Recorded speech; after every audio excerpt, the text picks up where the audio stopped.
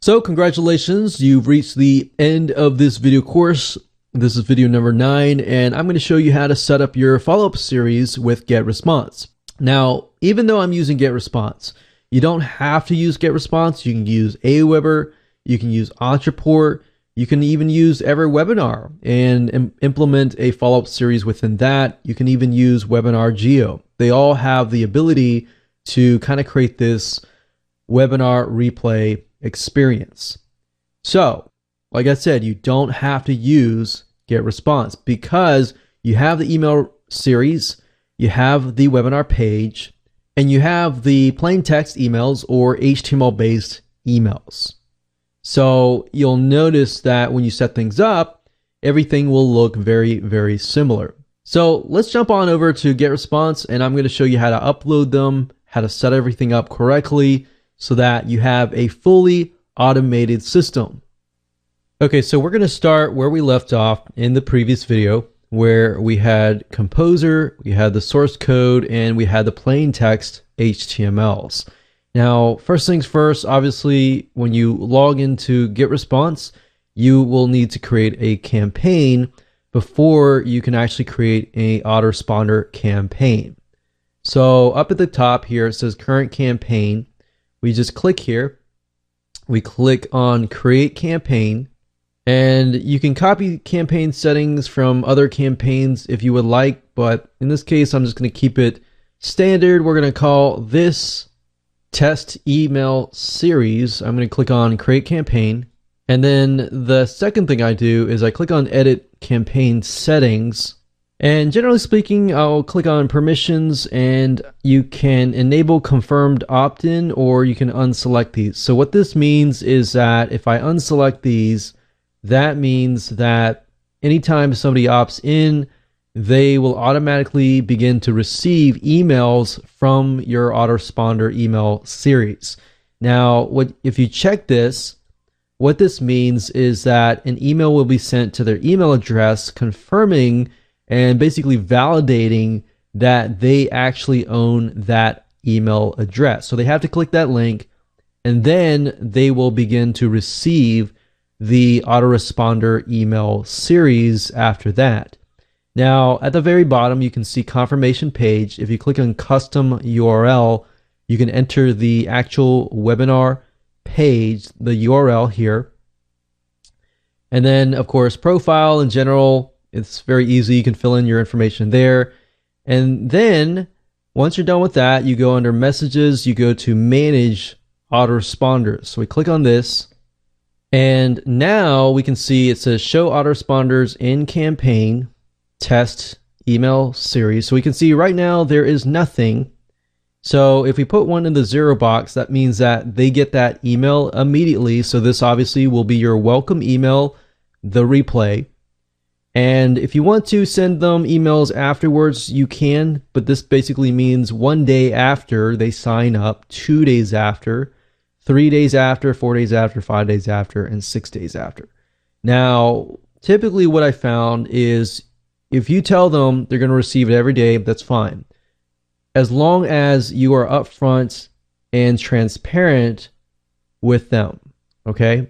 So you can, and what we found works pretty well is if you do 0, maybe 2, 4, and then spread it out. Just try to spread it out as much as possible so you don't bombard them. But if you do every day, that's fine too, as long as you let them know.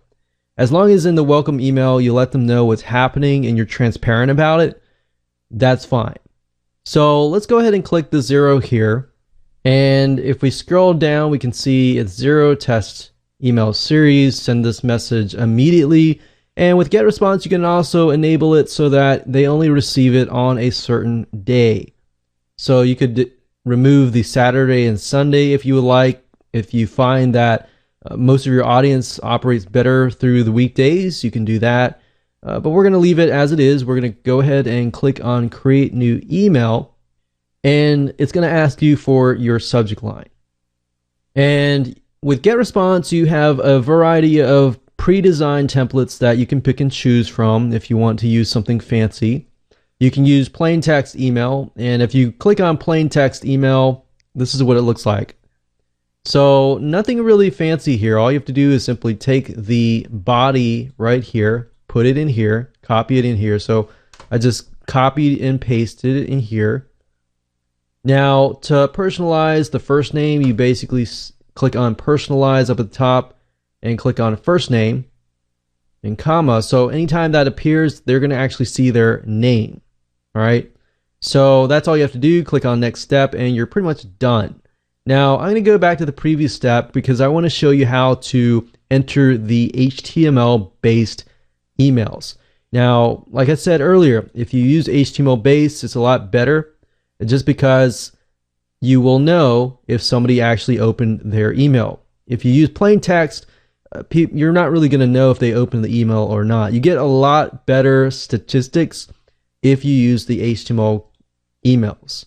So I'm going to go ahead and click on replace. You're not going to see this if you go straight here, but it's just warning us that we're replacing the plain text that we entered earlier. So it's pretty much either or. You can pick and choose plain text or HTML. So now what we need to do is simply enter the code here. So I'm going to go to Composer, and remember we go to the source tab, we can select all, and then we're going to copy all of it in here. So that's that. We can click on show WYSIWYG, which is basically what you see is what you get. So remember, this is what it looked like, right? So everything looks good. We're going to click on next step, and we've pretty much entered the first email. So same thing, you just got to repeat it. Now you can see this right here. You can see that the first welcome email has been entered. Now all you need to do is pick a day. So if you want to do every day, just click here and repeat the cycle. Or if you want to do every 2 days or every other day, then you can click on that and repeat the cycle. And that's it.